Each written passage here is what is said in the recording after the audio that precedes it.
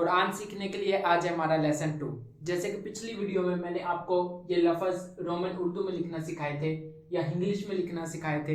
अगर आप अपने दोस्तों को इस लैंग्वेज में मैसेज करते हैं, जैसे हम लिख के भेजते हैं कि तू क्या कर रहा है, ठीक है, या फिर इस तरह अगर हम मैसेज करते हैं तू क्या कर रहा है, या इस तरह वो आगे से जवाब देता है कुछ नहीं, ठीक है। तो अगर आप ऐसे लिख के मैसेज करना जानते हैं किसी को और आप कुरान पढ़ना नहीं जानते, तो तभी ये वीडियोस आपके लिए हैं, तभी ये लेक्चर्स आपके लिए हैं। आपकी उम्र अगर 12 साल के आसपास है या 12 साल से ज्यादा है तो आपको जरूर ऐसे लिखना आता होगा, क्योंकि आजकल हम मोबाइल पर चैट करते हैं, वो इसी तरह से लिख के करते हैं। अगर आपको ऐसे चैट करना आती है लेकिन आपको कुरान पढ़ने नहीं आता, तो ये वीडियोस, ये लेक्चर्स आपके लिए हैं। हम आपको कुरान पाक पढ़ना बिल्कुल सिखा देंगे और आप इतना अच्छी तरह कुरान पाक पढ़ेंगे कि लोग देखकर यही पूछेंगे कि भाई कहाँ से सीखा है। तो चलिए वीडियो को शुरू करते हैं। पिछली वीडियो में मैंने आपको बताया था कि आप जिस तरह अलिफ लिखते हैं उसके आगे ऐसे अलिफ लिखें, बा लिखें, उसके आगे ऐसे बा लिखें। ये मैंने आपको पिछली वीडियो में सबक दिया था। पिछली वीडियो जो है वो आप जाकर देख लें, आपको पता चल जाएगा। पिछली वीडियो में मैंने आपको ये सबक दिया था, लेकिन इस वीडियो में जो है हम आगे एक स्टेप आगे पढ़ने वाले हैं। जैसे कि आपको पता होगा कुरान पाक में जबर होती है, जेर होती है और पेश होती है, ठीक है।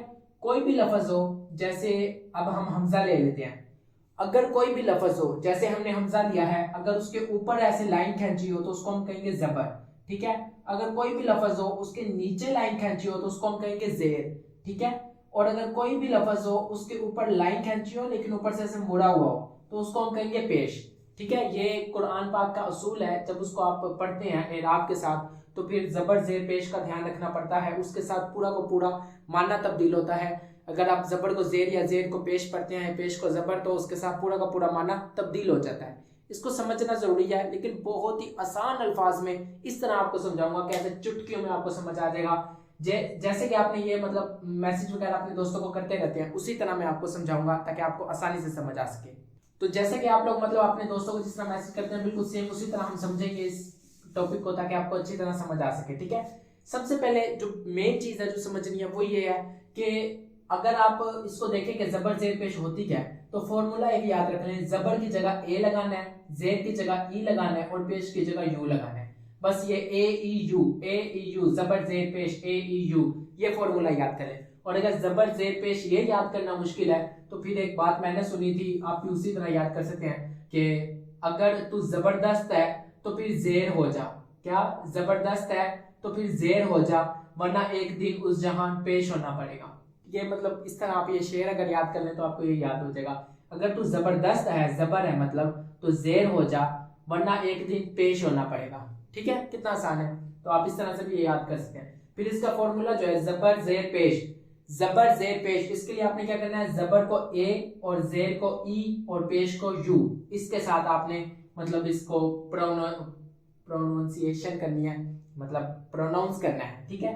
तो कैसे करना है अभी आ जाए आपको बताता हूं।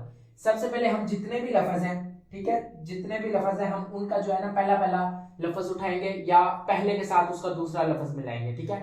अब जैसे कि सबसे पहले मैं आपको मिसाल के तौर पर भी बता रहा हूं, जैसे अलिफ है, अलिफ को तो मैं आपको पहले बता चुका हूं कि अलिफ जो है ना वो सिर्फ उसको मद करने के लिए काम आता है, उसको लंबा करने के लिए काम आता है। कोई भी लफ्ज हम पढ़ते हैं उसको जब हम लंबा करके ऐसे पढ़ते हैं तो उसके लिए अलिफ का इस्तेमाल होता है, उसको अलिफ के साथ पढ़ा जाता है, ठीक है। जैसे बा लंबा किया तो वो अलिफ के साथ होता है। वो अगली वीडियो में आपको अलिफ वाव और या का बताऊंगा, ठीक है।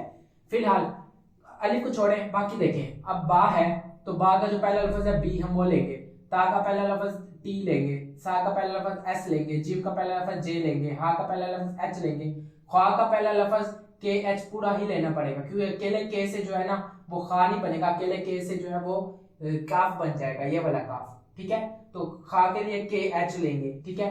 इसी तरह दाल के लिए डी लेंगे और जाल के लिए जेड लेंगे, ठीक है। रा के लिए आर लेंगे, जा के लिए जेड लेंगे और सीन के लिए एस लेंगे, शीन के लिए एस एच लेंगे, शी वाली आवाज, ठीक है, एस एच, ठीक है। और स्वाद के लिए एस यू लेंगे, द्वाद के लिए डी यू लेंगे, त्वा के लिए डब्ल्यू और टी डब्ल्यू लेंगे, क्योंकि टी अकेला जो है वो ताक है, ठीक है। टी जो है वो अकेला ता के लिए इस्तेमाल हो रहा है, इसलिए त्वा के लिए टी और डब्ल्यू के साथ में लेंगे। जुआ के लिए जेड डब्ल्यू लेंगे, क्योंकि अकेला जेड जो है वो जाल के लिए इस्तेमाल हो रहा है। ठीक है, और जा के लिए भी इस्तेमाल हो रहा है। जाल और जा में भी फर्क होगा, वो मैं आपको बाद में बताऊंगा। आइन के लिए जो है ना वो पूरा का पूरा ही हमें सॉरी आइन के लिए ए ले लेंगे, क्योंकि ए हमारे पास और किसी में भी अकेला ए इस्तेमाल नहीं हो रहा। गाइन के लिए जी एच ले लेंगे, ठीक है, गा गा वाली आवाज गा, ठीक है। और फा के लिए एफ ले लेंगे अकेला, कॉफ के लिए क्यू ले लेंगे, कैफ के लिए काफ के ले लेंगे, एल के लिए लाम का सिर्फ एल ले लेंगे, ठीक है, और लाम के लिए सिर्फ एल ले लेंगे, मीम के लिए सिर्फ एम ले लेंगे, और नून के लिए सिर्फ एन ले लेंगे, ऐसे वाव के लिए सिर्फ डब्ल्यू ले लेंगे, और हा के लिए सिर्फ एच ले लेंगे, और हमजा के लिए भी एच ही ले लेंगे, ठीक है। और सॉरी हमजा के लिए एच नहीं लेंगे, हमजा के लिए जो एच है ना वो यहाँ पर जिस तरह हमारे होता है ना कि मतलब इंग्लिश के काफी सारे लफ्ज होते हैं, उसके अंदर एच जो है वो साइलेंट करके पढ़ते हैं, ठीक है। इस तरह हमजा के लिए आप ये समझे कि एच जो है वो साइलेंट है, तो ये लफ्ज है अमजा है, क्या लफ्ज है अमजा, हा नहीं पढ़ेंगे इसमें, तो हम इसके लिए हा नहीं लेंगे, हम इसके लिए क्या लेंगे ए लेंगे, क्या लेंगे ए, ठीक है। मतलब अमजा की तरह इसकी आवाज होगी तो ए लेंगे, क्या लेंगे ए, हमजा नहीं लेंगे, हमजा में हा एच है वो एच नहीं लेंगे, एच की जगह हम ए लेंगे। कैसे लेंगे वो मैं अभी आपको बताता हूँ। या है, या की जगह भी हम जो है वाई अकेला ले लेंगे। अब इनको हम जो है ना इधर अकेले करके लिख लेते हैं ताकि जल्दी जल्दी ताकि आपको अच्छे से समझ आ सके। जिस तरह बी है ना, तो बी के लिए हम मतलब बा है, बा के सिर्फ बी लिया है, ठीक है। ता है, ता का सिर्फ टी लिया है, इसी तरह सा का सिर्फ एस लिया है, जीम का सिर्फ यार एस एस, और जीम का सिर्फ जे लिया है, ठीक है। हा का सिर्फ एच लिया है, और इसी तरह फा का सिर्फ के एच लिया है। इस तरह जितने भी हमने लिए हैं ये सब आप बाद में भी देख सकते हैं, मैं सिर्फ आपको समझाने के लिए कह रहा हूँ। हमने सिर्फ इनके साथ जो है ना ये वाले लफ्ज मिला लिया, ठीक है। अब जैसे अगर मैं कहता हूँ बा जबर, अगर कहीं पे कुरान पाक में लिखा होगा बा और उसके ऊपर होगी जबर, तो जबर के लिए क्या है ए, तो हम बी के आगे ए मिला देंगे, बा जबर बा, ठीक है। अगर वही कहीं कुरान पाक में लिखा होगा बा जेर, बा के नीचे जेर लगी होगी, बा होगा नीचे, बा होगा नीचे जेर लगी, बहुत आसान तरीके से समझा रहा हूं यार, इतने आसान तरीके से आपको कोई भी नहीं समझाएगा, ठीक है।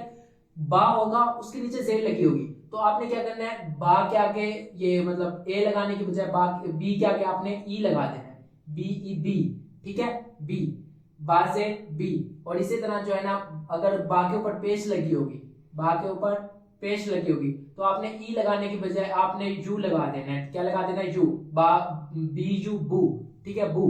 तो इसी तरह जो है ना बू बनेगा, बू, ठीक है। अब इसको मैं यू की जगह ओ भी लिख सकता है, लेकिन फिर आप बो लफ्ज पढ़ देते तो वो जो है मतलब गलत हो जाता, बी यू करेंगे तो फिर बू बनेगा, ठीक है, बू। इस तरह देखो, अब ता के साथ हम करते हैं, ता के ऊपर अगर जबर होगी, सॉरी ता लिख के ता के ऊपर अगर जबर होगी, एक लाइन ऐसे लगी होगी ऊपर, उसको कहेंगे जबर। तो जबर अगर होगी तो हम इसके आगे ए लगाएंगे तो बनेगा ता जबर ता। अगर ता के नीचे ऐसे जेड होगी, ता लिखा होगा, ता के नीचे जेड होगी, तो हम ऐसे टी के आगे ई लगाएंगे, ठीक है, ताजे ती। वो जो पिछली वीडियो में मैंने मखरज बताए थे, मखरज का इस्तेमाल लाजमी करना है, वरना आप इसको ती की जगह टी पढ़ेंगे, ती की जगह टी, तो वो ती की जगह जो टी हो जाएगा ना वो सारा खराब हो जाएगा। मखरज जैसे मैंने आपको बताया थे, जबान उसी जगह पे लगेगी फिर जाके अदा होगा। तो पिछली वीडियो लाजमी है, जरूर आपने देखनी है, डे 1 वाली, उसके साथ आपको मखरज पता चलेंगे। इधर सिर्फ आपको मखरज के बाद वाला हिस्सा बताया जा रहा है, ठीक है। और इसी तरह अगर हम ता के ऊपर पेश लगा देंगे, ठीक है, ये वाली पेश, तो इसके लिए क्या है, यू इस्तेमाल करेंगे, तो टी यू टू, ठीक है। टू नहीं कहेंगे, तू कहेंगे, क्योंकि हम टी से ता बना रहे हैं ना, तो तू कहेंगे, तू, ठीक है। बस इसी तरह हमने जो है ना सबके साथ लगा लेने हैं। अब खा का आपको बताता हूँ, जिसमें के एच ए खा का था, ठीक है, खा का। अब अगर कुरान पाक में कहीं पे आएगा खा जबर आएगा, तो हम उसको पढ़ेंगे के एच ए खा, ठीक है। और अगर खा जेर आएगा, खा जेर आएगा, तो हम पढ़ेंगे के एच ई, क्योंकि हमने इसका के एच लिया है ना सिर्फ, तो हम इसका करेंगे के एच ई, ठीक है, खी। और अगर हम अगर खा के साथ अगर पेश आएगा, खा के साथ जैसे अगर पेश आएगा, तो हम इसका ई की जगह हम इस्तेमाल करेंगे यू, के एच यू, खू, ठीक है, खा खी खू। ये कुरान पाक में मतलब इस तरह से पढ़े जाते हैं, जबर जेर और पेश। कैसे, अभी आपने आपका सबक क्या है, आपने सिंपल कुछ भी नहीं करना, आपने इनके ये वाले लफ्ज अलग अलग करने हैं, जैसे मैंने किया है, Z S S S H, Z D, K H H G, J S T, T B, और इस तरह ये वाले जितने भी आपने सारे करने हैं। अलिफ वाला जो है ये मैं जैसे मैंने आपको बताया बाद में समझाऊंगा अगले लेसन में। फिलहाल आपने सिर्फ इतना करना है, आपने सिर्फ लफ्ज अलग अलग करने हैं। आपको किसी उस्ताद की जरूरत नहीं है, किसी कारी की जरूरत नहीं है, सिर्फ चंद मिनट की हमारी रोज की वीडियो देख लिया करें। इंशाल्लाह आपको जो है ना पूरा का पूरा कुरान पाक लफ्ज बाय लफ्ज पढ़ना आ जाएगा। और कोई आपसे देखेगा और आपको बताएगा कि यार तुमने जरूर किसी जो है ना बड़े कारी से, बड़े मुअल्लिम से सीखा है, तो फिर तुम्हें जो है इतना अच्छा कुरान पाक पढ़ने आता है।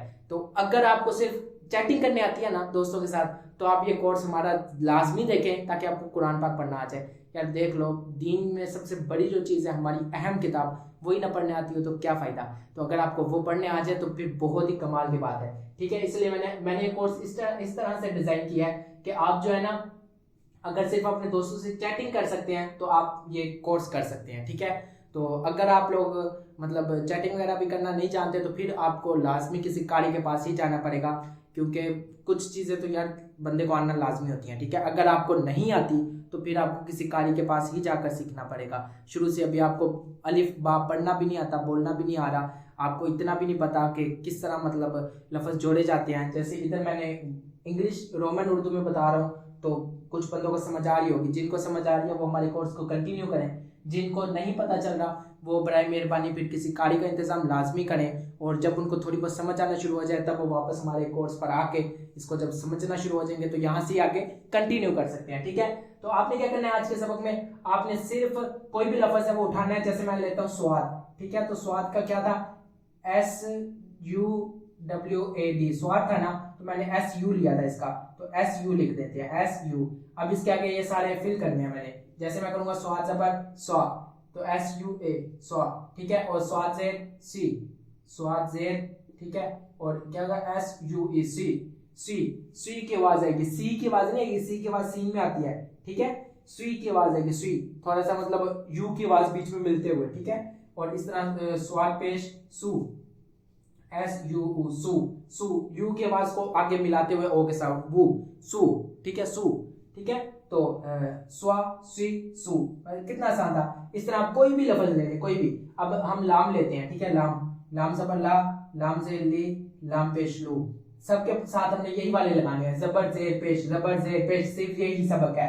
ठीक है, हमने इधर करना है LA ला, LE ली, LU लू। ठीक है, बस कितना सिंपल है। अगर हम रे लेते हैं, रा लेते हैं, सॉरी रे कह दिया, रा लेते हैं, रा जबर रा, रा से री, रा पेश लू, और इसको मतलब आर लेते हैं इस तरफ से, RA रा, RE री, और RU रू। कितना आसान है, मतलब यार कितना सिंपल है। सिर्फ आपने इतना करना है, आपको कुरान पाक समझ आना शुरू हो जाएगा। शुरू की कुछ चीजें समझ आएंगी, जैसे भी मैं आपको लफ्ज लिख के दिखाता हूँ। हमने कुरान पाक में लफ्ज पढ़ा, हमने पढ़ा आहादा, क्या, हमजा जबर आ, हा जबर हा, दाल जबर दा, आहादा। ये असल में इस तरह अकेले अकेले ऐसे बनते हैं, हम अलिफ हा और दाल। ठीक है, जिम कर दिया, अलिफ हा और दाल दोनों सबके ऊपर जबर है, आ हा दा। किस तरह अलिफ जो है इसको आ क्यों पढ़ेंगे, ठीक है, इसको आ इसलिए पढ़ेंगे क्योंकि इसकी अलिफ के लिए जो इस्तेमाल हो रहा है वो भी ए है। ठीक है, जैसे कि मैंने आपको बताया था, एक बाद में बताऊंगा।